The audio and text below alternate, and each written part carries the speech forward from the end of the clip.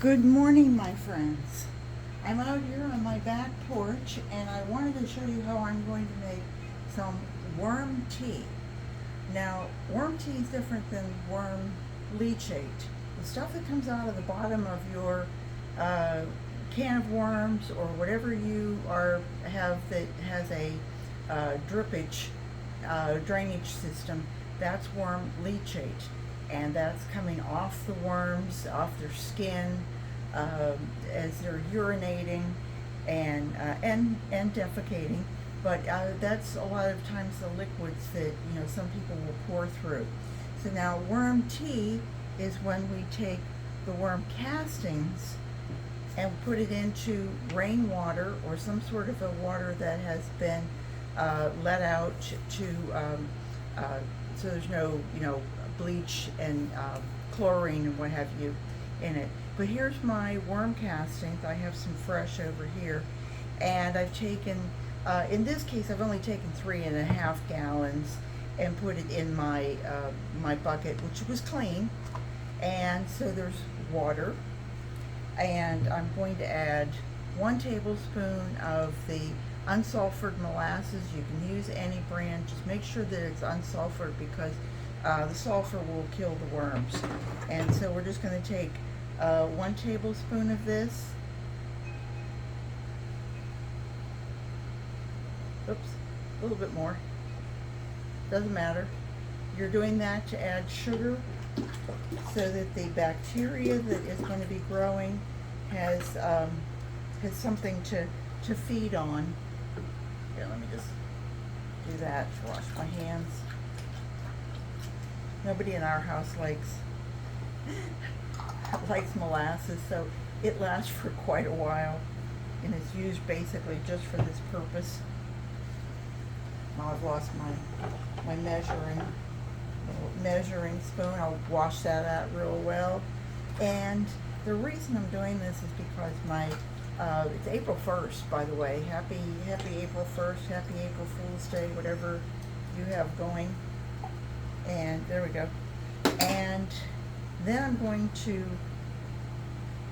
add some worm castings into a little mesh bag I have. And the reason this mesh bag is just so great is because the water can get in and circulate. I want to get about the same. Captain Matt has done this, and he does like a 1-for-1, like 1 pound of worm castings to 1 gallon of water. So this feels just about 3 pounds or so. And then this is so simple. I mean, this is just the simplest thing to do. And you're hang it over the side. Hang on a second. I just need to get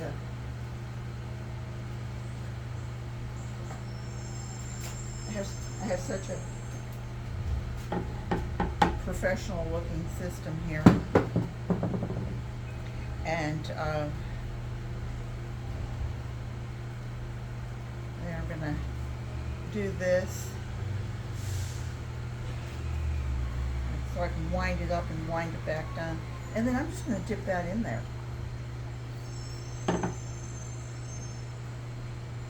And then hang on just 1 sec.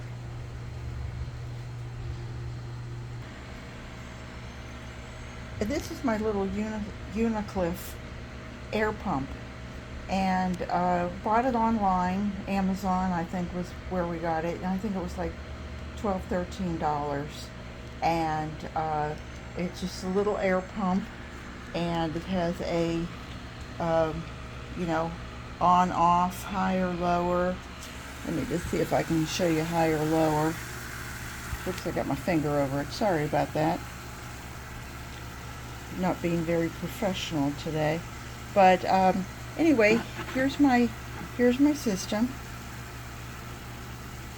I think that takes it down. There's just a real low air, and then here you can add, see where it's adding it up, and that's as high as it goes.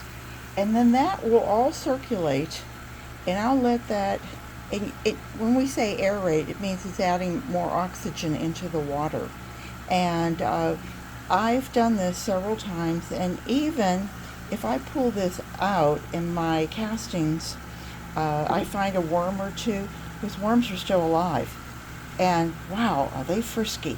Because it's like, wow, they've been they've been getting that shot of oxygen for 24 hours. And I'll let this go until sometime tomorrow, maybe. It's still early on the 1st, so maybe sometime on the 2nd. I could let it go 48 hours and it would be just fine. And then I will take this out and I'll drain it, and then I'll take that water and put it back in my jugs, and then I want to use that as soon as possible. The old thinking was, oh yeah, it'll stay for months. Well, not really. This is something that's alive. The bacteria is alive in there, and so you want to get it while it's still really potent, you know. And then what I'm going to do is I will add it just to my watering can, because I'm just a backyard. I'm just a small yard gardener, and I'll take that and add it to my sprinkling can. I will water it down. I won't add that full strength. I suspect that I could and I wouldn't burn anything, but I'll add maybe a 10 to 1.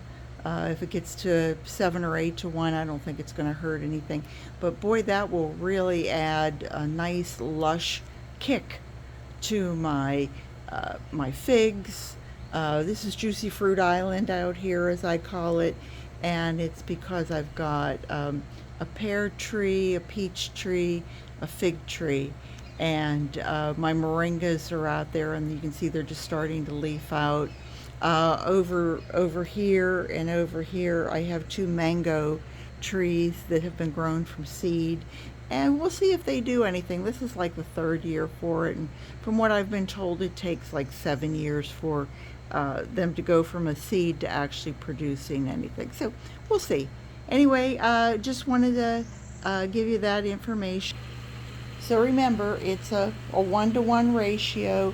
It's about 1 pound of worm castings to 1 gallon of fresh water, rainwater, non-chlorinated water, whatever you want to call it, and then 1 teaspoon of molasses can be added to just whatever batch you're making. I would suspect if you were making a huge amount, like if you're making 10 gallons or something like that, you can add a little more. This isn't going to hurt it. If I added 2 tablespoons to my mix, it wouldn't hurt it if I'd added 3 tablespoons. But you don't want those bacteria all hopped up on sugar. So anyway, just to let you know, and I hope you guys will let me know if you try it, and if you do, please let me know how it turns out. So